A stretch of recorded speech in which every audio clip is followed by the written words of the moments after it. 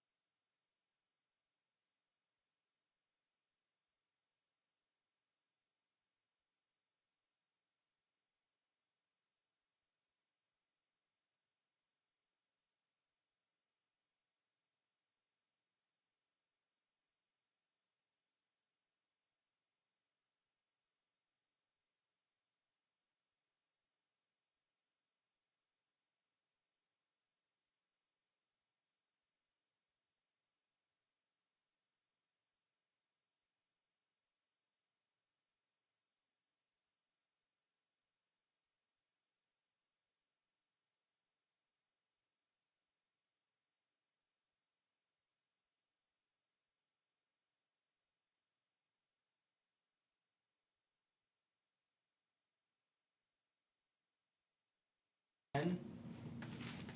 15 minutes?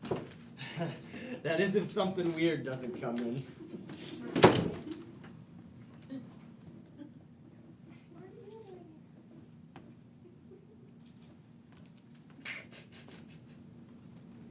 Look at this guy. Maybe 20 minutes. Sarah, I assume that you are the local constable. I am one of them. How can I help you?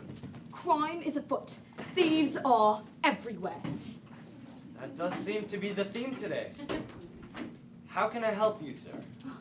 Well, I am beyond saddened to report. Theft, torture, and perhaps the worst offense, ignorance. Okay, well, I can help with those first two, but fortunately for you, I'm not sure about that last one. There's no crime against being ignorant. Clearly. Okay. Start with the easy one. First name. In truth, the name written in my christening record was Gillimus. And that's the name you go by? The nomenclature that I use most commonly is William. Last name? Shakespeare.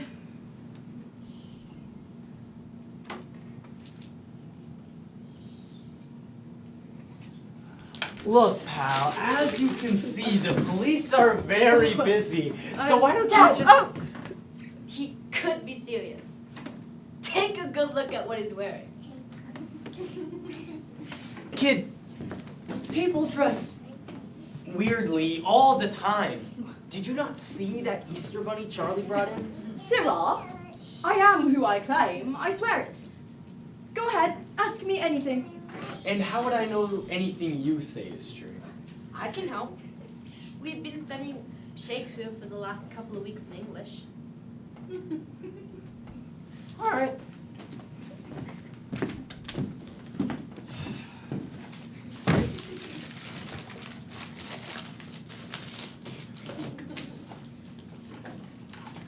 Where do you live? Well, in London, I lodged on Silver Street, in Cripplegate.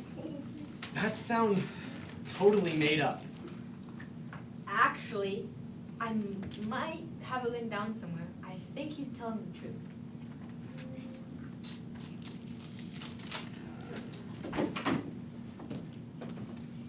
He was first born in Bishopgate, then a little later moved to London. First near Cripplegate, then on Silver Street. Okay. When were you born? April 26th, Okay. 1564. This is ridiculous. I object, Sirrah. This is not ridiculous. I am subject to several offences. Yeah? And what offenses are those? You may want to brace yourself. There are people who are using my work to harm others. What? I'm not quite sure how you're not understanding. My comedies and tragedies, meant to stir laughter and tears, are presently being wielded as whips and chains in classrooms. I'm not sure that's possible. Actually, Dad, pretty sure he's telling the truth. Miss Swanson has been beating Shakespeare's plays into us for the last couple of weeks. You see, from the mouths of babes. I'm 15. What the fair youth is saying is my exact issue. I wrote my plays not to be used as punishments, but to bring enlightenment to my audience. Yeah, well, I'm sure the 7 people in there loved that. 7. Eat God, Sirrah! I shall forgive your lapse in knowledge due to your commitment to the laws of the land. Actually, Dad, Shakespeare was quite popular back in his day. Everyone went to go see his performances, even Queen Elizabeth I. Don't forget King James I. Yeah, alright. Anyways, he would basically sell all of his shows. Between 3,000 and 5,000 people would go see his performances. Oh, like the Rolling Stones.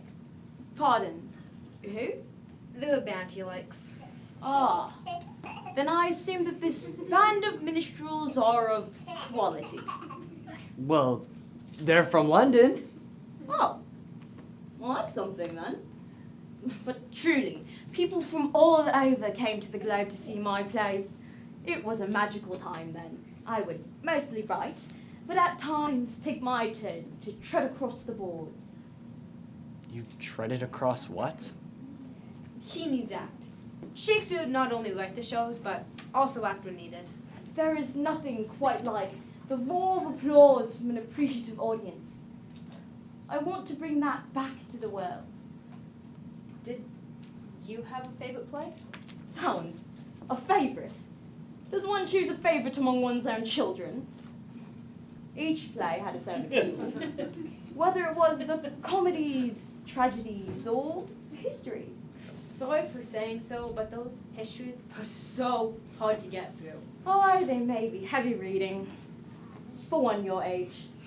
But my audiences loved seeing kings and nobles scheming, fighting, behaving badly.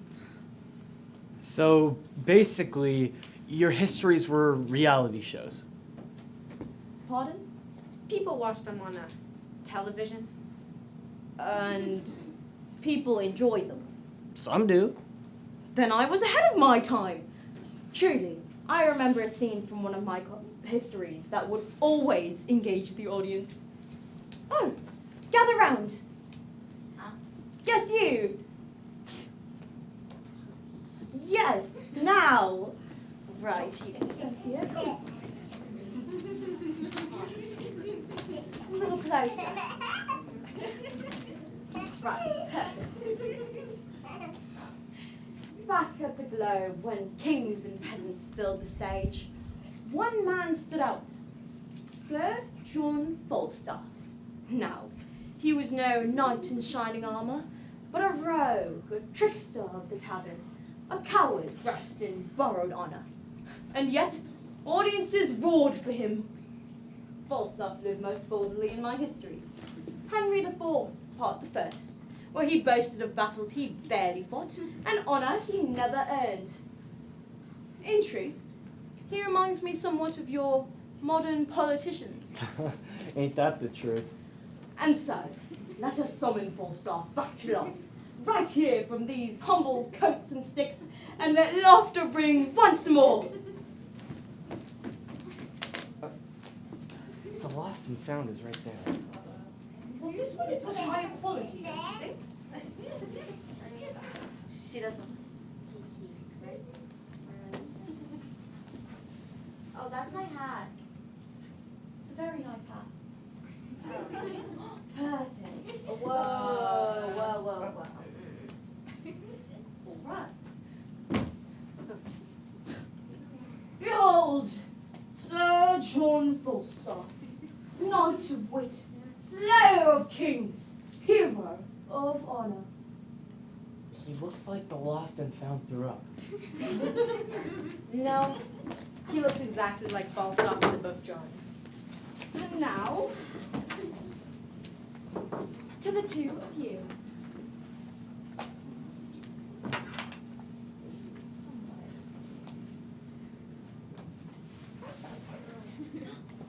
There we are. For you, good constable. What's this? Your part to play.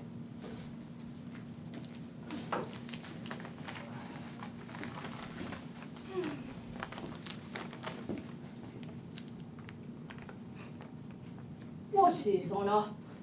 Can it sell a broken leg? No. Can it fill an empty belly? No. And yet I, Falstaff, have slain hundreds of men with this very blade.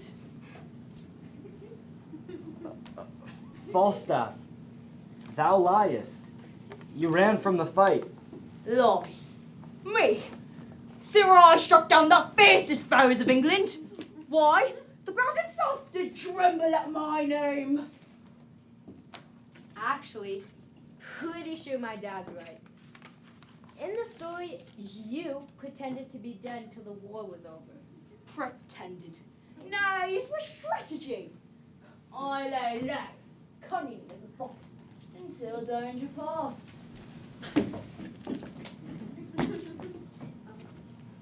And then I rose, triumphant, claiming victory. So, basically, his big battle move was... Pretty much. And what is the result? I live, they die. and the audience laughs until their sides ache.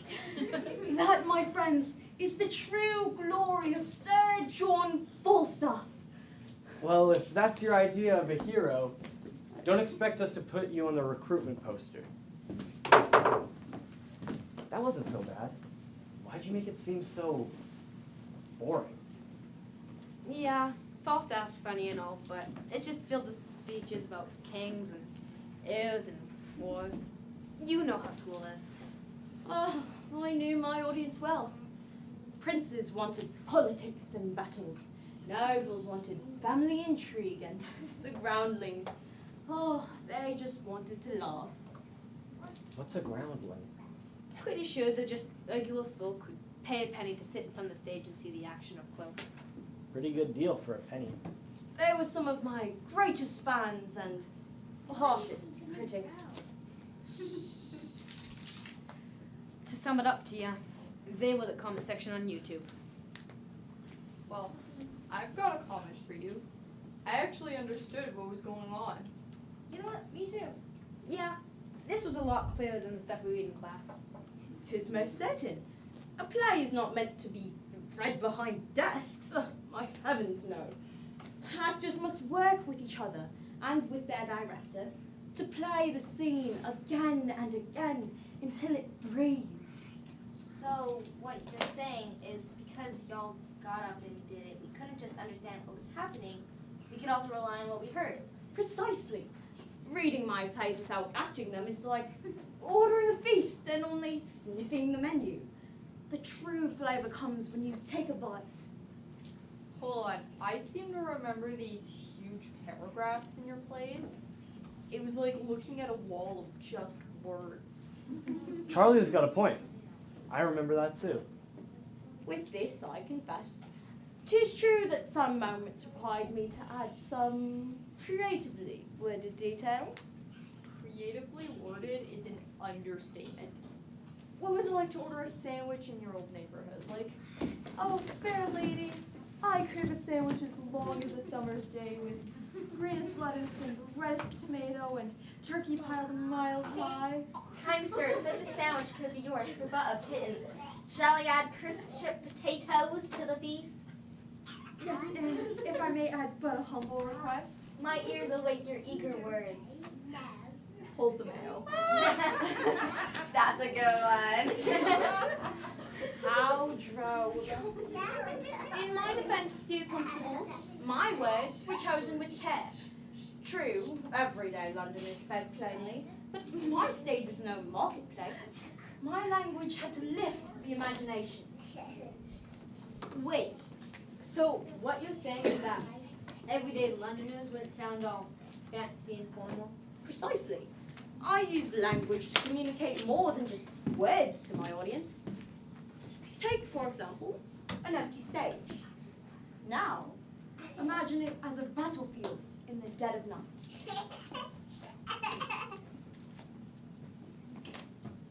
From camp to camp, through the foul womb of night, the either army stilly sounds, that the big sentinels almost receive the secret whispers of each other's watch. Wait, so basically, you just said, "Psst, soldiers are whispering." You used a whole paragraph. I used 5 words. Yeah, but his way was classy. Why not just say it in plain English then? I don't know. Dad, didn't you see how Shakespeare's actions communicated what was going on in the play? The bigger description gives the actors time and words to do stuff. That, plus it helps the audience get what's going on. Precisely. And when I needed a word that didn't exist, I simply invented a new one. I'm sorry. You made up words? Quite a few, in fact. Words such as lonely, bedroom, eyeball, even gossip. No kidding. No kidding at all, sir. My passion was the written, spoken, and acted word. And when my words became pointed, the audience loved that even more. Pointed? Yeah, you lost me. Well, I have been noted for creating some of the most irreverent insults in the English language. Is that a fact? It is. Permit me to demonstrate. Thou priviling, ill-nurtured, onion-eyed clotpole! I'm sorry. Did you just call him an onion? I think you did. Careful there, pal. That's verbal assault on a police officer. I could have you arrested for that. Well, like you can't. And why is that? Because his way was classy. If you think that was sharp, hear Kent and King Lear unleashing his tongue on Oswald. Just picture them, face to face. Kent and says, "You knave, a rascal and eater of broken meats, a base, proud, shallow, beggarly, three-suited, 100-pound, Whoa, whoa, whoa! Keep things G-rated here. There's a kid. Oh, apologies. I do get carried away. You know, you've made me think that calling someone a doofus doesn't quite do the trick. Precisely. Words are tools. The sharper the insult, the faster the audience knows exactly who a character is. Makes sense. This tactic also works for comedy as well. Oh, shoot, I forgot. I gotta check on the big bunny. Who? The Easter Bunny, you literally saw him walk in before. Right. I already told you, officer, I'm innocent. That's what they all say. See, that's the problem with society. Nobody takes the Easter Bunny seriously. Everybody loves the big fat guy who breaks into people's houses and leaves presents. And he's a hero! But I break into people's houses and leave candy, and I'm a criminal. You did just say you broke into houses. And I leave candy. That's still breaking and entering. Well, forgive me for trying to make the world a little more excellent. Hey! Was that a joke? I mean, I didn't hear anybody laughing, so I'm gonna go with no. No, that was one of those word things where you say a word that sounds like a different word. What are those called again? A pun, my dear constable. A most respectable form of wit. So he's a bunny and a comedian. Come on, let's get you to the little bunny's room. Wait, was that an attempt at a pun? Oh, no, no, no. That, my dear boy, was a dad joke. Dad jokes? Yeah, terrible jokes that every dad likes to tell to make everybody in the room groan. Excuse me, sir. I'd have you know that the people around these parts love me and my jokes. That's probably because you're the highest rank in this office. Oh, in my day, such wordplay was greatly admired. You see, a clever pun shows wit, quick thinking, and a mastery of language. I used them whenever I could. You did? Most certainly.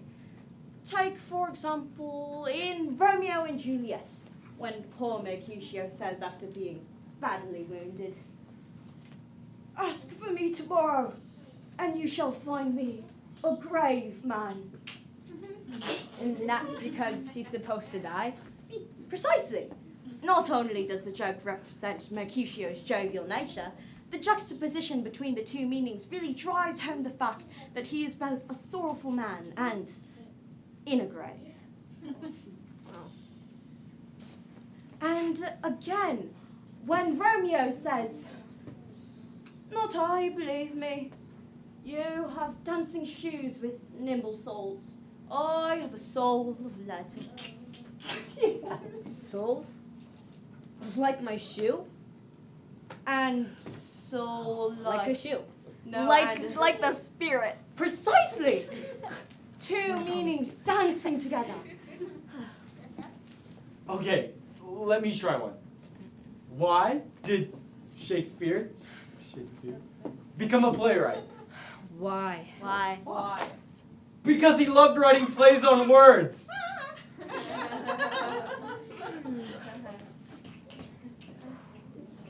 Oh, Yep.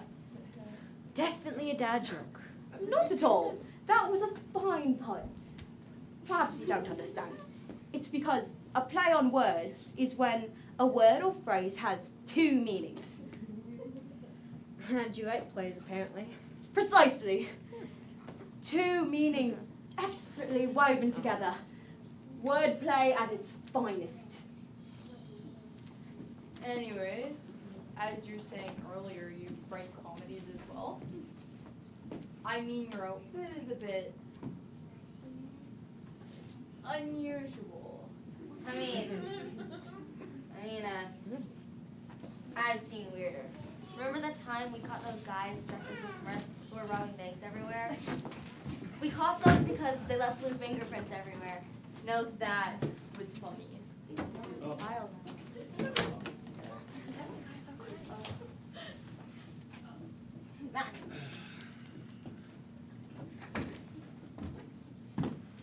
Hey, buddy. I was waiting for the bus, and it started to rain. Is it okay if I just stand here? Move. Of course, buddy. Have you seen my bicycle? Not yet. We're still looking.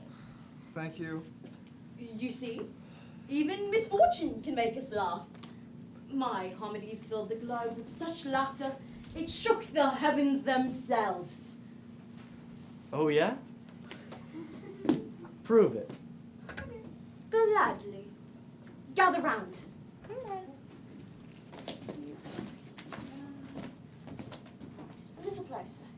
Yes.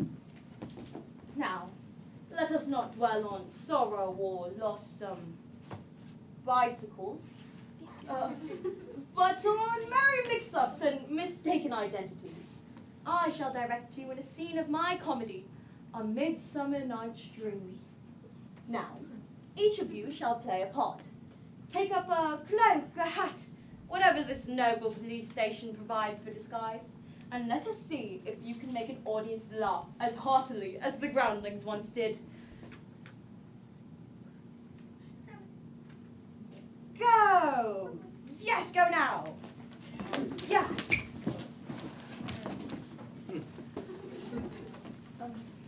You lost this. You lost this. Oh. This is interesting, you all. Right. Everyone, this is very simple. Read the lines and follow the directions. You will find that this scene will lift your spirits. I'll help. Have you seen my... No. Now, They just said they were looking. what you have in front of you is a Sorry. scene from my play, A Midsummer Night's Dream. Now, dear constables, prepare yourselves for a comedy most merry. This scene involves poor workers rehearsing a tragic tale so poorly it turns to laughter. You're set. My character's name is Bottom. Move out of my way. Move, move, move. Are you serious? Who calls a guy Bottom? You're right. He is funny. Yeah. You'll be the butt of the jokes. Get it? Get it? Again? Peace, peace. Bottom. Fear not, dear constable. Bottom is no insult. It was common in my time, taken from bottoming yarn, a weaver's task. The man is a weaver, not a posterior. Right. So it's named after the job, not his act. Ah! G-rated. I mean, though, let's be honest, you knew it would get laughs. Oh, sure enough. I confess that I never minded weaving in a little mischief. Yeah, weaver. That's hilarious. But Bottom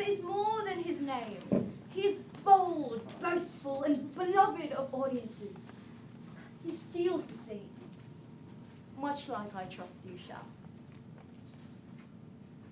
Well, if he's a scene stealer, then I guess the name's not so bad.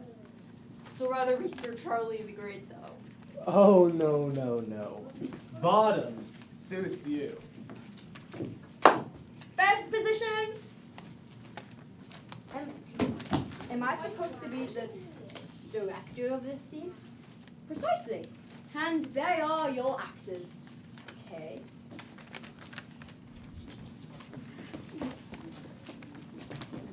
All right. Everyone gather. Come on. We must rehearse Pyramus and Thisbe.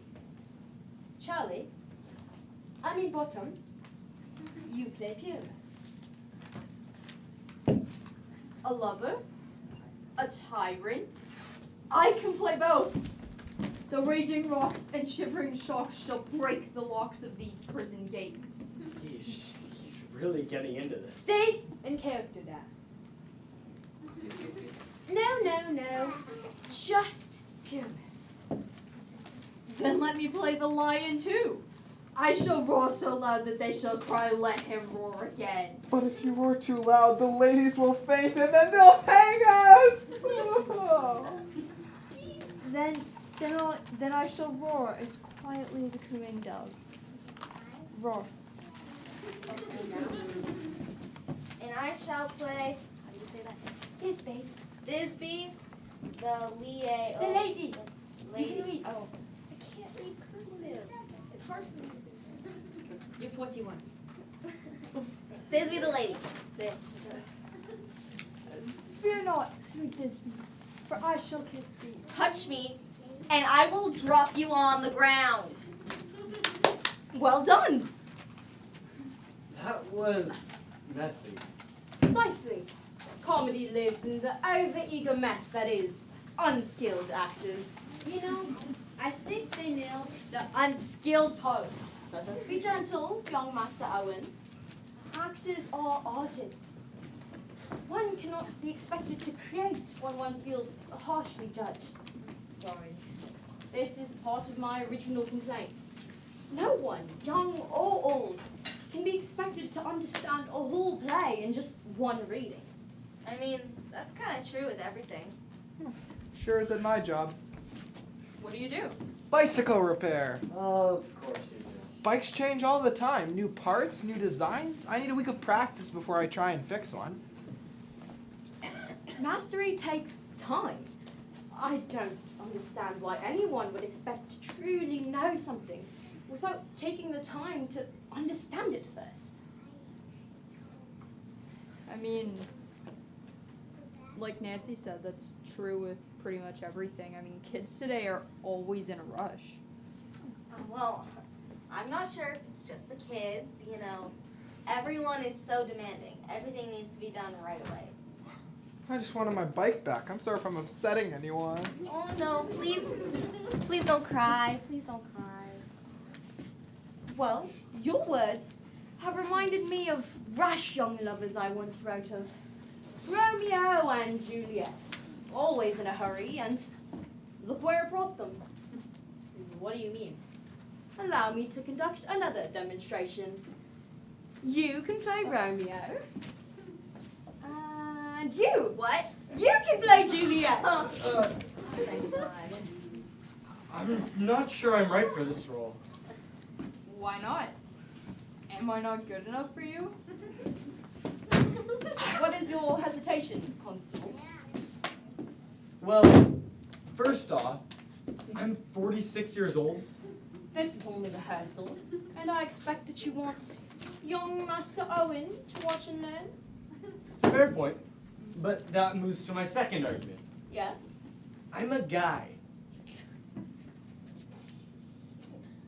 And what of it? I'm pretty sure Juliet is not. That has nothing to do with it. In my day, only men acted. Women were forbidden by law to tread the stage.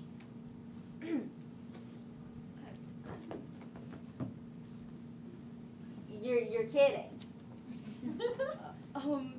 In Only men. In truth, it was deemed indecent for women to act upon the public stage. The playhouse was thought too coarse, too scandalous for a lady's virtue. Thus, Juliet, Cleopatra, Ophelia, all were played by smooth-faced boys. I mean, times have changed now.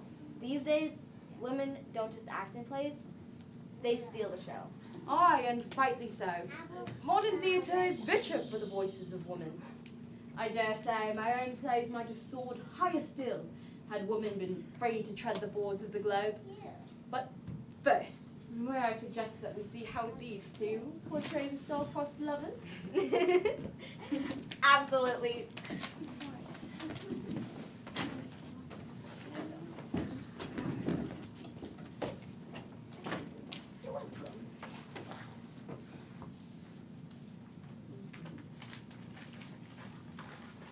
Whoa, there's a lot in here.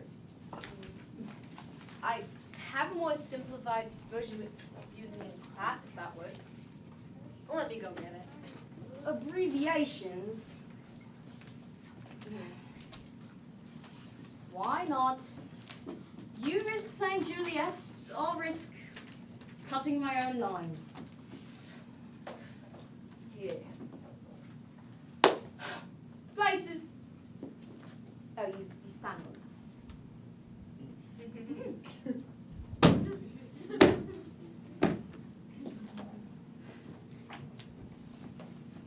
Soft, what light through yonder window breaks? It is the east, and Juliet is the sun. Are we sure this is right? I mean, I'm standing on a chair. Stay in character! Arise, fair sun, and kill the envious moon. My lady, I swear my love is true. Whoa, love? I just met this guy. I mean, you're not wrong. How long have they known each other? Around 5 hours. 5 hours? That's not even long enough for a Netflix binge. And he's saying he's in love? Yeesh.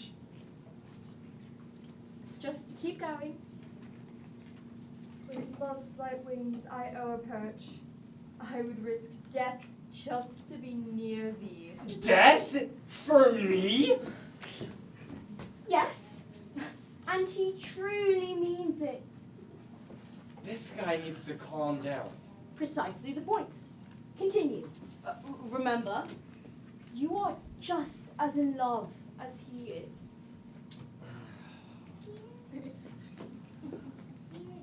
If thy love be honourable, send me word tomorrow, and I shall be thine forever. Yes, tomorrow. Marriage at once. Marriage? Are you kidding? Should these two go on a date before rushing into things? And thus you see the rashness of youth. Love at first sight, vows before reason, a wedding before the ink of introductions is dry. But there's something romantic about it all, though. Love at first sight. I remember when I first laid eyes on my beauty. Oh, yeah? It was love at first sight. I just knew we were meant for each other. That sounds so beautiful. You know, I have a... You're talking about your bike, aren't you?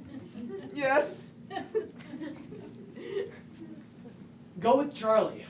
He'll get you a glass of water. Okay.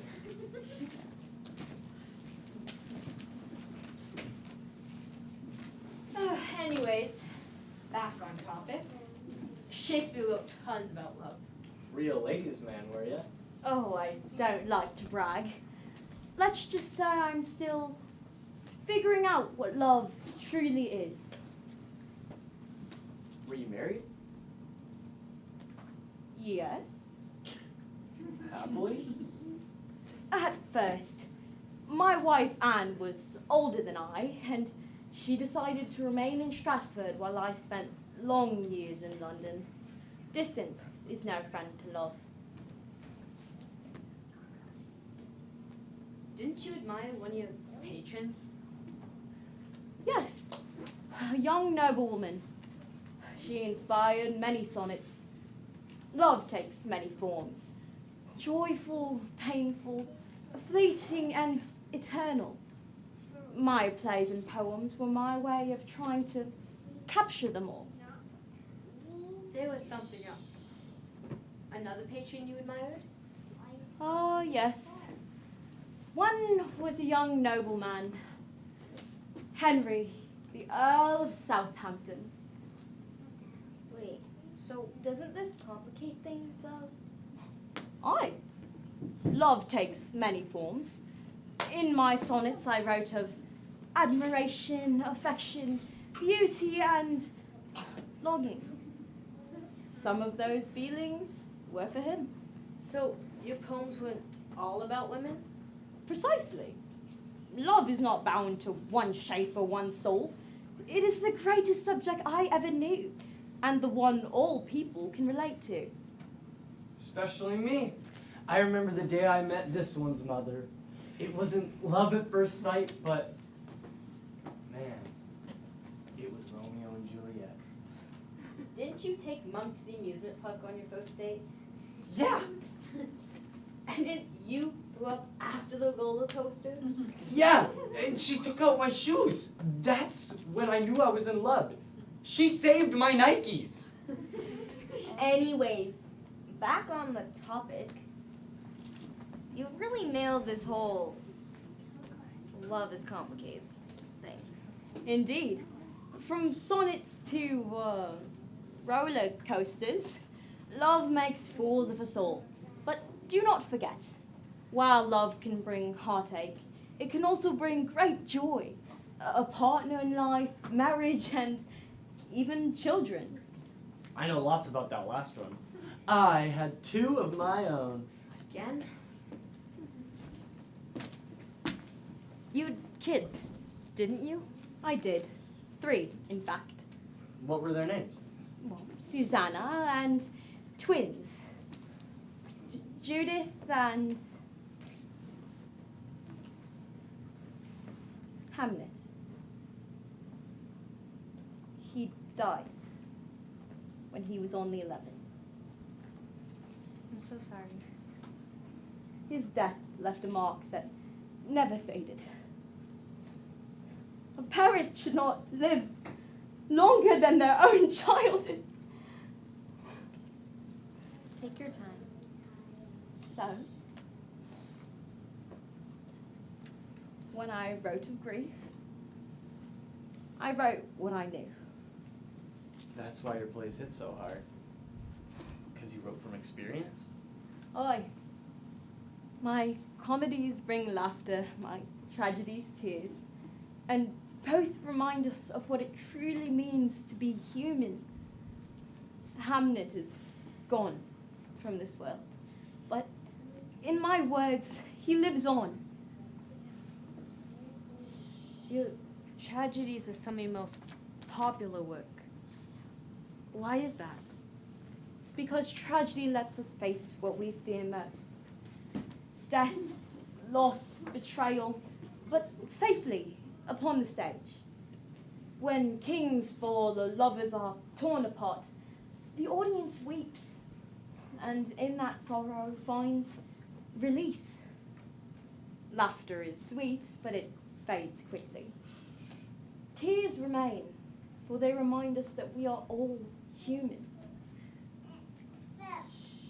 And that is why my tragedies endure. We're looking at Hamlet in class right now. It's pretty tricky. He doesn't seem very happy at all. That's because he isn't. His uncle killed his father. Whoa! Spoilers! What if I wanted to see that one? You're kidding. Seriously, No? play's been around for ages. Plus, you've seen The Lion King, haven't you? Yeah, so? It's the exact same thing. Simba's uncle is murdered by Simba's dad. Like, Simba's dad's killed by Simba's uncle. You've seen Lion King, you know this. You didn't know this? No! Yeah. Basically the same thing. Just replace Denmark with the African savannah, kings, queens, princes with lions, and a happier ending. It's basically the Lion King. Huh. Loads of Shakespeare's works have been adapted and modernized. I mean, you've probably seen a Shakespeare play Excuse me. without even knowing it. I mean, Hamlet is The Lion King. What else? 10 Things I Hate About You, Taming of the Shrew, and Romeo and Juliet. Yeah, I can guess that one. Well, here's a tougher one. West Side Story. Can you guess that one? West Side Story! Of course I can guess that! Two gangs that are always fighting, then Tony and Maria fall for each other. It's Romeo and Juliet. Man, I love that musical. The singing, the dancing.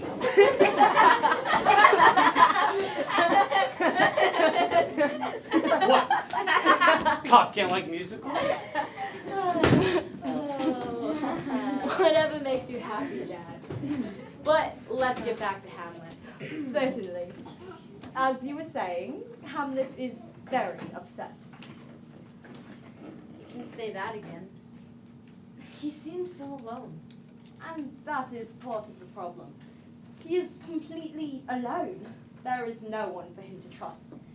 Even his two best friends are conspiring against him. I just feel so bad for him. I don't know what I would do in his position. My dear boy, you understand him more than you realize. That sadness you feel, that is Hamlet's heart. You think so? I do. If I may be so bold, next time, if you find yourself struggling in class, gather some classmates and discuss the script together. That's how the plays were meant to be understood. I explain lines to actors all the time. Really? Certainly. I would spend entire rehearsal experimenting, communicating, explaining. So, next time, don't be afraid to gather some classmates and discuss it together. I'll try that. And now, dear Owen, I believe you are ready to try one of the most famous moments I ever wrote.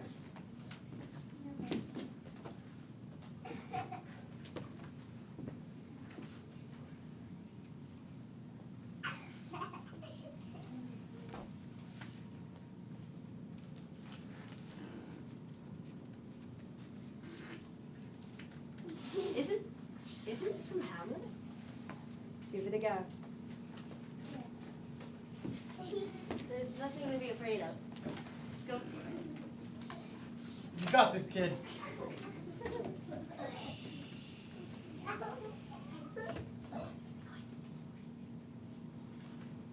To be or not to be? That is the question. Whether it is nobler in the mind to suffer the slings and arrows of outrighteous fortune, or to take arms against a sea of troubles, and by opposing, end them, to sleep, perchance to dream. Aye, there's the rub. For in that conclusions do make cowards of us all. Thus the native hue of resolution is simply over with the pale cast of thought, and the enterprises of great pitch. With moments with this, regard the currents turn awry, and lose the name of action.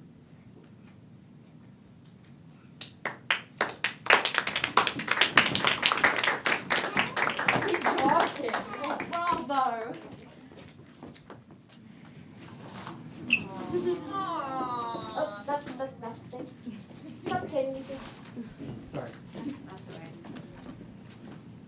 Well done. Thanks. It's easier now that I understand what Hamlet's gone through. Constables, I must ask, is there anything you can do around my original complaint?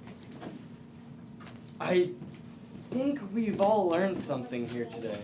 Yeah, like if people discuss your work, they can get more out of it. And your stories are all still relevant even today. How about you, Owen? I think today was fun.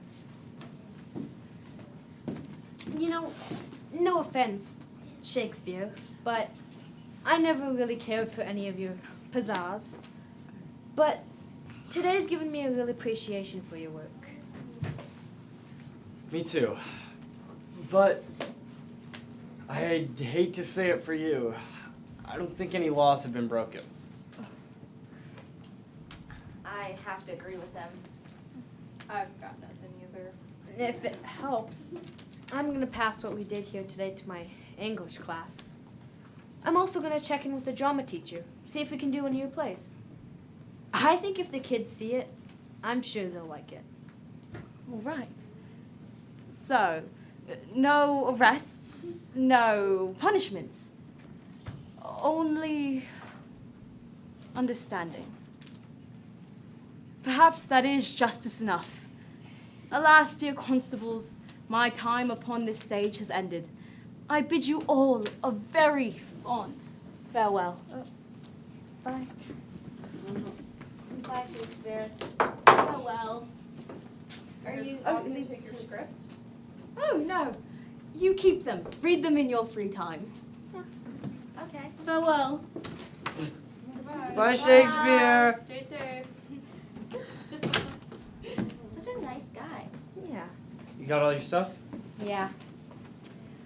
I'm ready to go. Oh, there's another one. Hey, I got a call. Charlie, this one's for you. I'll come. Come with us. There's paperwork you need to fill out. This happens every year. You ready to get going? Yeah. See you tomorrow, everyone. Hey, hope you find your bike.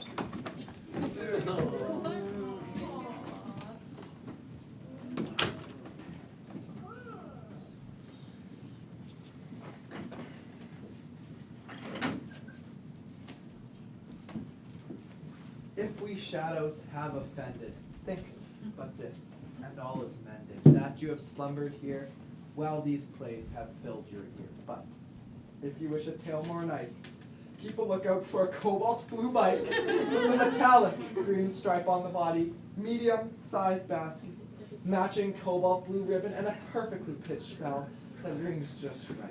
If found, you will have my eternal thanks.